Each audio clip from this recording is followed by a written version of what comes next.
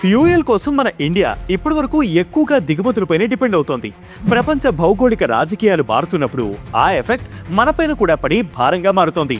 అందుకే వీలైనంతగా ఈ డిపెండెన్సీని తగ్గించుకునేందుకు కేంద్రం ట్రై చేస్తూనే ఉంది. ఈ ప్రాసెస్లో ఇప్పుడు కేంద్రం ఫోకస్ చేస్తున్న రూటే ప్రాజెక్ట్ ఇథనాల్. సాధారణంగా చెరుకు నుంచి దీనిని తయారు చేస్తుంటారు. అలాంటిది మరి ఇప్పుడు కేంద్రం బియ్యం పైన ఎందుకు ఫోకస్ చేసినట్లు?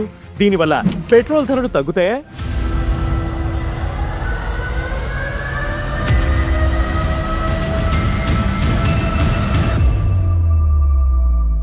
భారతదేశం ప్రపంచంలో అతిపెద్ద బియ్యం ఉత్పత్తిదారుల్లో ఒకటి.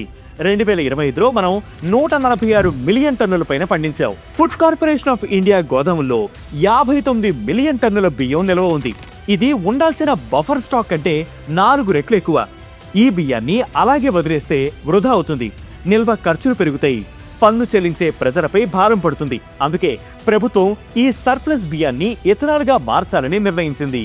ఇందుకు దిగుబడి కూడా గత 2 ఏళ్లుగా ఆశించిన స్థాయిలో లేకపోవడంతో కేంద్రానికి ఇప్పుడు ఇదొక్కటే ఆల్టర్నేటివ్ కనిపిస్తోంది. అందుకే ఈ ఏడాది 5 మిలియన్ టన్నులకు పైగా బియ్యాన్ని ఇథనాల్ ఉత్పత్తికి ఉపయోగిస్తోంది. ఈ మొత్తం ప్రపంచ బియ్యం ఎగుమతుల్లో 9%. ఇథనాల్ అనేది ఒక రకమైన బయోఫ్యూయల్. దీనిని పెట్రోల్ తో కలిపి వాహనాల్లో ఉపయోగిస్తారు. ఈ ఏడాది ముగిసే నాటికి ఈ ఇథనాల్ బ్లెండింగ్ 20% కు చేరాలని కేంద్రం టార్గెట్ పెట్టుకుంది. ఇథనాల్ బ్లెండింగ్ ద్వారా ఈ దిగుమతులను, ఇంధన ఖర్చులను తగ్గించుకోవడం సహా పర్యావరణానికి హాని తగ్గుతుందని కేంద్రం భావిస్తోంది. సర్ప్లస్ బియ్యాన్ని ఇథనాల్ గా మార్చడం వల్ల ఎఫ్సిఐ గోదాముల్లో నిల్వ ఖర్చులు తగ్గుతాయి. ఇథనాల్ ఉత్పత్తి చేసే డిస్టిలరీలు ఎఫ్సిఐ నుండి సబ్సిడీ రేట్లో బియ్యం కొంటాయి. దీనివల్ల ఆదాయం వస్తుంది. ఇథనాల్ ఉత్పత్తి పెరిగితే విదేశీ ఆయిల్ దిగుమతులపై ఆధారపడడం తగ్గుతుంది. ఇది దేశ ఆర్థిక స్థిరత్వానికి మంచిది.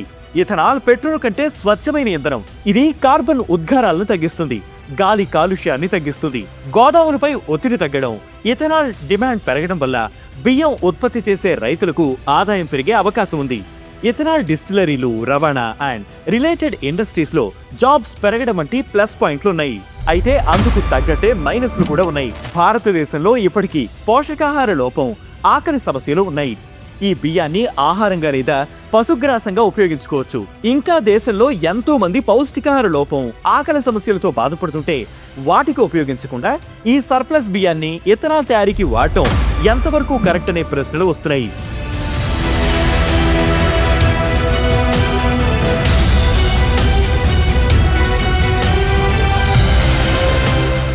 దీంతో పాటు బియ్యాన్ని ఇథనాల్ గా మార్చడం వల్ల ఆహార సరఫరా తగ్గి ధరలు పెరిగే అవకాశం ఉంది. ఇది పేద ప్రజలకు భారంగా మారొచ్చు. బియ్యం పండించడానికి భారీగా నీరు అవసరం. ఇథనాల్ కోసం బియ్యం ఉత్పత్తి పెంచితే నీటి కొరత ఉన్న ప్రాంతాల్లో సమస్యలు తలెత్తుతాయి. ప్రభుత్వం ఇథనాల్ ఉత్పత్తిదారులకు లీటర్కు 58 రూపాయల సబ్సిడీ ఇస్తోంది. ఇది దీర్ఘకాలంలో ఆర్థిక భారాన్ని పెంచవచ్చు. బియ్యం పండించడం వల్ల మీథేన్ వంటి గ్రీన్ హౌస్ వాయువులు విడుదలవుతాయి. ఇథనాల్ ఇంధనంగా వాడితే అది ఎకో ఫ్రెండ్లీ అయినా దాని ప్రొడక్షన్ ప్రాసెస్ లో పొల్యూషన్ తప్పదు. ఇక సెకండ్ జనరేషన్ ఇథనాల్ సంగతి ఏంటి? ఈ బియ్యం నుంచి కాకుండా ఇథనాల్ తయారీకి ఉన్న మరో ఆల్టర్నేటివ్ ఈ సెకండ్ జనరేషన్ ఇథనాల్. దీనినే 2G ఇథనాల్ అని కూడా అంటారు. ఆహార ధాన్యాలు లేదా పంటలకు బదులుగా వ్యవసాయ వ్యర్థాలు, అడవి గడ్డి లేదా ఇతర సెల్యులోజ్ పదార్థాల నుంచి తయారు చేసే బయోఫ్యూయలే ఈ 2G ఇథనాల్. ఫుడ్ ఇండస్ట్రీపై ఎఫెక్ట్ పడకుండా ఇథనాల్ ఉత్పత్తిని పెంచేందుకు ఈ ప్రాసెస్ కనిపెట్టారు. అయితే దీని ఉత్పత్తికి అధునాతన సాంకేతికత అవసరం. సెల్యులోజ్ ను ఇథనాల్ గా మార్చడం సంక్లిష్టమైన ప్రక్రియ. దీనికి ఎక్కువ పెట్టుబడి అవసరం. 2G ఇథనాల్ ఉత్పత్తి ఖర్చు ఫస్ట్ జనరేషన్ ఇథనాల్ కంటే ఎక్కువ. భారతదేశంలో ఇప్పుడు 2G రిఫైనరీలు లిమిటెడ్ గా ఉన్నాయి. వాటిని విస్తరించడం ఖర్చుతో కూడుకున్నది. అందుకే ఇప్పుడు కేంద్రం బ్యాలెన్స్డ్ అప్రోచ్ ను ఫాలో అవ్వాలని నిపుణులు సూచిస్తున్నారు. సర్ప్లస్ బియ్యాన్ని ఇథనాల్ ఉత్పత్తికి వాడుతూనే దానిపై డిపెండెన్సీ పెరగకుండా 2G ఇథనాల్ ఉత్పత్తికి ప్రయారిటీ ఇవ్వాలని విశ్లేషకులు సూచిస్తున్నారు. బ్రెజిల్, చైనా, యుఎస్ తరహాలో 2G ఇథనాల్ ఉత్పత్తికి క్రమంగా ఇండియా అడాప్ట్ అవ్వాలని చెబుతున్నారు.